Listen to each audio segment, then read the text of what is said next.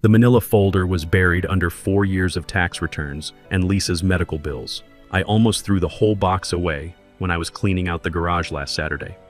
Sarah's tuition payment was due Monday, $60,000 for her second year at Stanford Medical School, and I was digging through old files looking for that home equity paperwork. That's when I found it. U.S. Patent Application Number 11-247891, filed March 15, 2017. AI-driven financial fraud detection system with real-time behavioral analysis. Applicant name, Michael Patterson. My signature at the bottom, notarized and everything. I'm Mike Patterson, 48 years old, and I've been building cybersecurity systems for the last 15 years. Right now, I'm sitting in my kitchen at 11 p.m., staring at this document that's about to change everything. The same document that proves I own the technology that's been making Brandon Hutchinson look like a genius for the past 8 years. The memory hit me like a freight train. March 2017, that cybersecurity summit in Denver. Brandon was there as a junior project coordinator, fresh out of his MBA program, asking me basic questions about encryption protocols. His dad had just made him VP of technology, nepotism at its finest, and the kid needed a crash course in everything technical. I spent 2 weeks explaining the difference between firewalls and antivirus software. Meanwhile, I was pulling all-nighters in my hotel room, writing code for a fraud detection system that could analyze transaction patterns in real time. I'd been working on the concept for months, feeding it data sets I'd collected from various financial institutions. The algorithms were revolutionary. They could detect anomalies in spending behavior and flag potential fraud within milliseconds. Brandon was passed out in the hotel bar most nights, still wearing his conference badge, complaining about how technical stuff was boring. His exact words. I remember thinking someone needed to file the patent paperwork before some competitor beat us to it.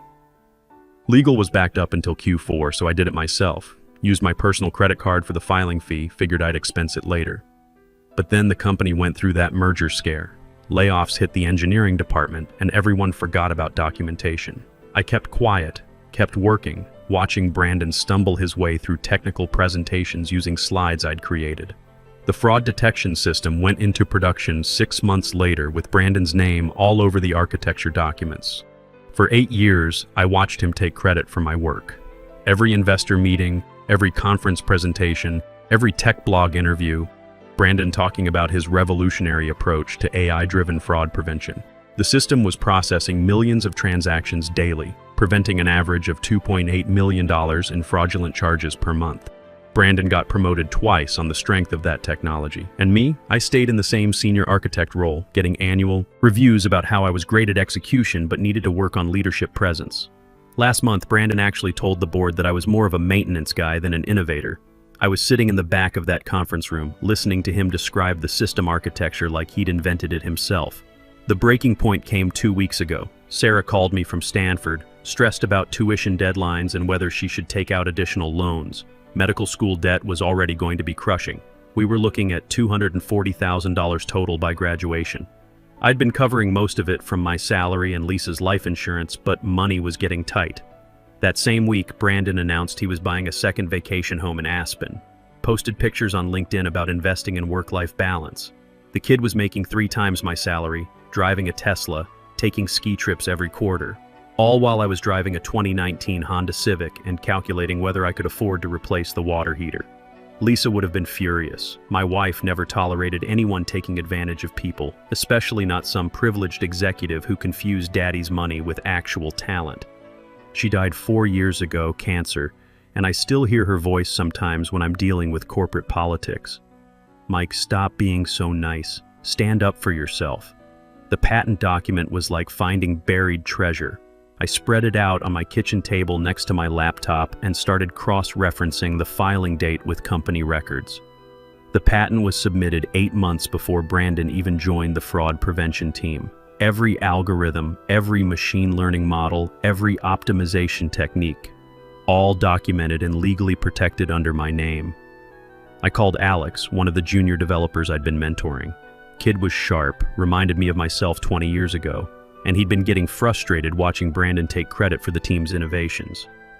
Alex, hypothetical question. If someone wanted to research patent filings related to fraud detection technology, where would they start? Google Patents database, probably, or the USPTO website. Why? Just curious about the competitive landscape. He paused. Mike, you sound different. Everything okay?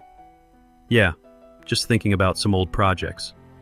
After we hung up, I spent 3 hours researching patent law, licensing agreements, and intellectual property rights. The fraud detection system currently running in production was directly based on my patented technology. They'd modified it, added features, optimized performance, but the core algorithms were identical to what I'd filed in 2017. Brandon had built his entire career on stolen intellectual property. Every promotion, every speaking engagement, every industry award, all based on technology he didn't create and legally couldn't claim ownership of. The irony was beautiful. While he was networking at executive dinners and playing golf with investors, I'd been quietly protecting my innovations through proper legal channels. The best part was that nobody at the company had bothered to check the patent database. They all assumed that because I was just a senior architect, I wouldn't have the initiative to file intellectual property claims. Brandon probably didn't even know what a patent application looked like, much less how to research existing filings. I poured myself a beer, Lisa's favorite IPA that I kept buying out of habit, and opened my laptop. Time to make some phone calls. Laura Morrison answered on the second ring. I'd found her contact info through Alex's friend who'd interned at Titan Link last summer. Laura was VP of architecture there, their top technical decision maker, and according to Alex's friend, she didn't waste time on small talk. This is Laura. Ms. Morrison, my name is Mike Patterson. I'm a senior architect with some intellectual property that might interest Titan Link. What kind of IP? AI-driven fraud detection with real-time behavioral analysis. Patent filed, proven performance metrics, currently processing $340 million in transactions monthly. She paused. Send me the documentation. If it's legitimate, we'll talk. I spent Sunday afternoon putting together a presentation package. Patent filing, original code repositories, performance benchmarks, implementation timelines. Every piece of evidence that proved I'd created the technology Brandon had been claiming as his innovation for 8 years. The irony was beautiful. While Brandon was posting LinkedIn updates about his visionary leadership in fintech innovation, I was building a case that would demolish his entire professional reputation. He'd given a keynote speech at FinTech Summit just 3 months ago, standing in front of 500 industry professionals, explaining his approach to fraud prevention algorithms. I'd watched the video online, Brandon using my flowcharts, my terminology, even copying phrases I'd written in technical documentation. At one point, he said, the key insight was recognizing that transaction velocity patterns reveal behavioral anomalies faster than dollar amount thresholds. That exact sentence was from a white paper I'd written in 2016. Monday morning, I sent the package to Laura. Tuesday afternoon, she called back. Mike, this is impressive work. Independent verification shows your patent predates any similar filings by 18 months. Are you claiming your current employer is using this technology without proper licensing? That's exactly what I'm claiming. They've built their entire fraud prevention platform around algorithms I developed and patented independently. And you're the sole inventor listed on the patent? Yes. Every line of code, every algorithm, every optimization technique was developed on my own time using my own resources. We'd like to license this technology. Are you available for a meeting? Thursday morning, I drove to Titan Link's headquarters in downtown Austin. Their offices were impressive. Open floor plans, standing, desks, multiple monitor setups for every developer. Everything our company claimed they couldn't afford while Brandon was booking $50,000 consulting contracts for digital transformation initiatives. Laura walked me through their current fraud detection capabilities. They were using legacy systems, rule-based algorithms that generated too many false positives and missed sophisticated attack patterns. My technology could reduce false positives by 60%, while improving detection accuracy to 96.8%. What's your timeline for implementation? She asked. The core system is already built. I'd need 2 weeks to adapt it for your infrastructure, another week for integration testing. And licensing terms? $1.2 million upfront, 12% royalties on transactions processed, exclusive 5-year agreement. She didn't blink. We'll have our legal team review everything. If the IP is clean, we have a deal. That afternoon, I submitted my resignation letter. 2 weeks notice, professional tone, no mention of intellectual property disputes or patent violations. Just a simple career transition to pursue new opportunities. Brandon's response was typically dismissive. Mike, this seems sudden. Are you sure you're ready for a change? The fraud prevention team really depends on your institutional knowledge. Institutional knowledge. like I was some kind of legacy database they needed to maintain, instead of the person who'd built their entire competitive advantage. I almost laughed. I'm confident the team can handle things. The system architecture is well documented. Right. Well, good luck with whatever you're doing next. He had no idea what was coming. While Brandon was already planning how to restructure my responsibilities among junior developers, TitanLink's legal team was preparing a comprehensive intellectual property audit. They'd found 47 instances where our company's fraud detection system directly implemented my patented algorithms. The cease and desist letter was delivered Friday at 3 p.m. I wasn't there to see Brandon's reaction, but Alex texted me updates throughout the afternoon. Holy crap, Mike. Legal just locked down the entire fraud prevention codebase. Nobody's allowed to touch anything until further notice. Brandon's been in emergency meetings all day. Keeps asking if anyone knows how to rebuild the core algorithms. Stock price is already down 4%. Some analyst is asking questions about IP exposure on the earnings call. By Monday morning, the story was spreading through industry channels. TechCrunch picked up a brief mention about potential patent disputes affecting fraud detection technology. 2 financial blogs ran pieces about the importance of intellectual property audits in fintech acquisitions. Brandon tried to control the narrative with an internal memo about frivolous legal challenges and disgruntled former employees, but everyone could see the panic. The fraud detection system was offline for routine maintenance, which meant they were scrambling to figure out how much of their technology they actually owned. Meanwhile, TitanLink's implementation was ahead of schedule. My algorithms integrated seamlessly with their infrastructure, and preliminary testing showed even better performance than I'd projected.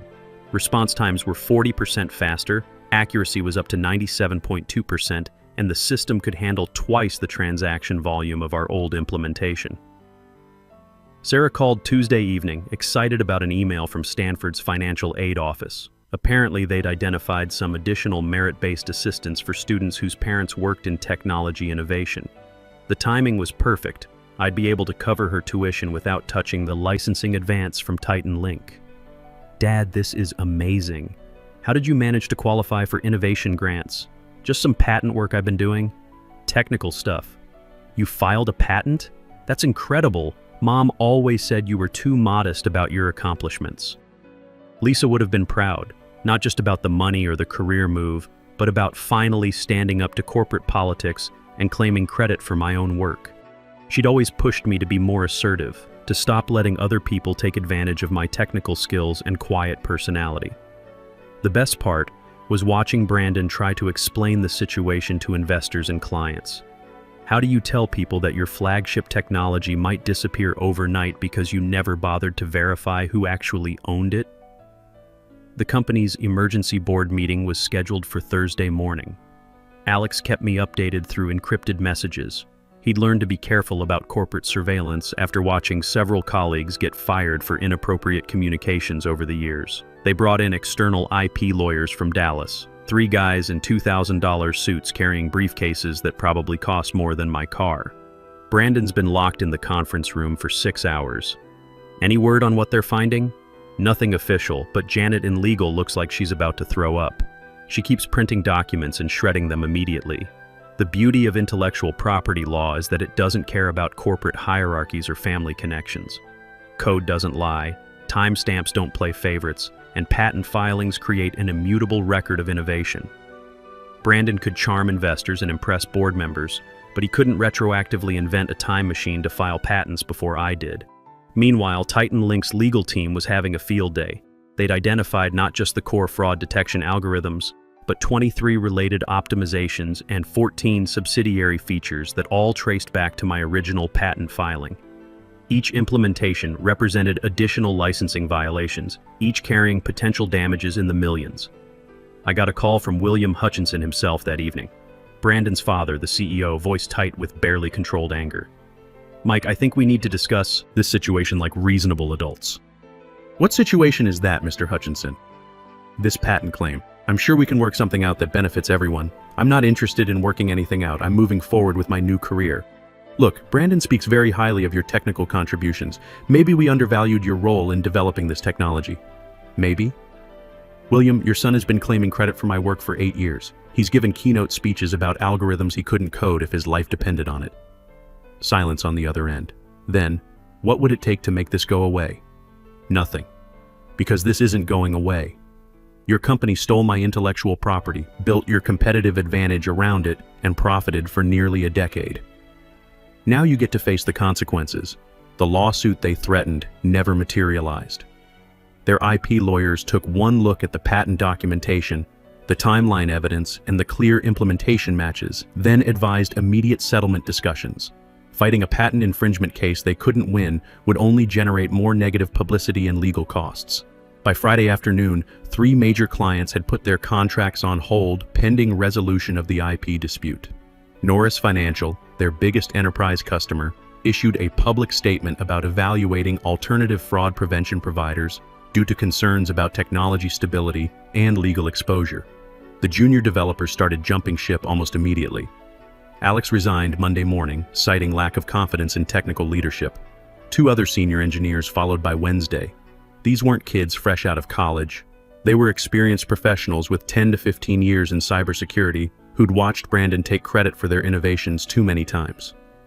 Jennifer Walsh, one of the lead developers I'd mentored for 3 years, posted a LinkedIn thread that went viral in tech circles. After 8 years watching management take credit for engineering innovations, I'm done pretending this is normal.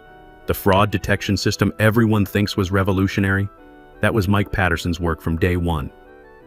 The real innovators in this industry deserve recognition, not exploitation. She tagged me in the post.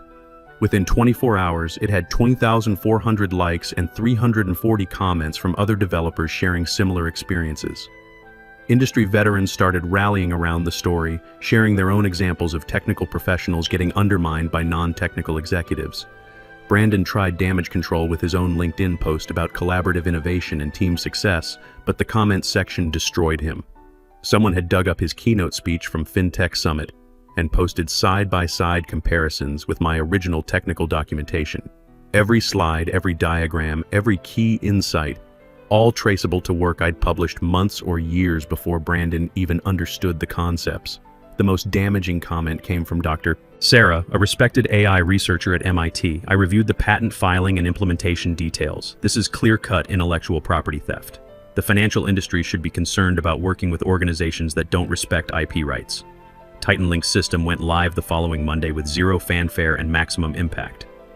My fraud detection algorithms integrated seamlessly with their infrastructure, processing transactions 50% faster than the old implementation while maintaining 97.1% accuracy. Within 48 hours, 3 financial institutions had signed pilot agreements. The performance metrics were spectacular. False positive rates dropped by 65%, processing speeds increased by 40%, and the system could handle peak transaction loads that would have crashed the old architecture. Everything I designed the system to do, but never had the resources or executive support to implement properly.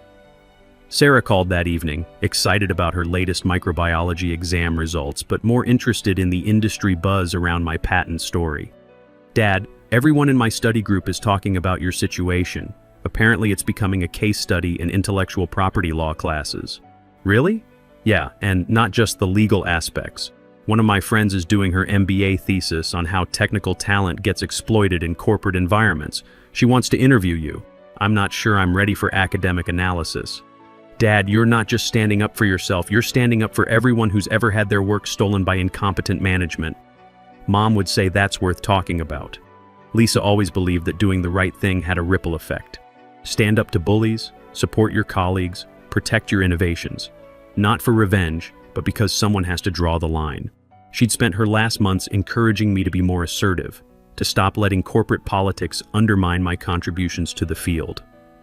The investigation results leaked Thursday afternoon. An internal audit had identified $47 million in licensing fees and damages related to my patent violations. The company's insurance wouldn't cover intellectual property theft, meaning the costs would come directly from operating budget and shareholder equity. Brandon's termination letter was hand-delivered Friday at 4 p.m. No severance package, no transition period, just immediate removal from all systems and a security escort to clean out his office. According to Alex, who was visiting the office to return his laptop, Brandon tried arguing that he'd collaborated on the fraud detection development. The security guard wasn't interested in technical discussions. Neither was HR, legal, or the board of directors. When your entire professional reputation is built on stolen intellectual property, termination isn't a negotiation, it's damage control.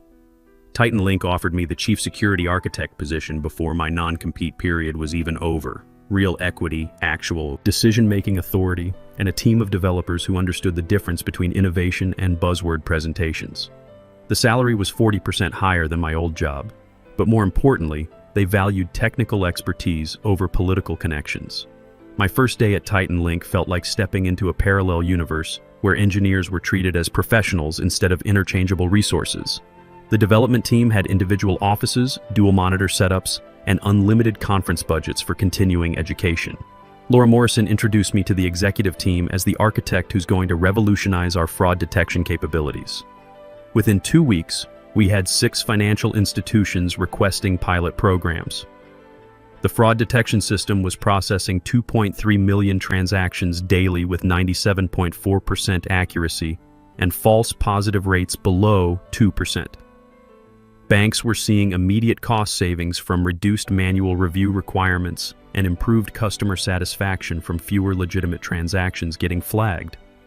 Meanwhile, my old company was hemorrhaging clients and talent. The stock price had dropped 31% since the patent dispute became public knowledge.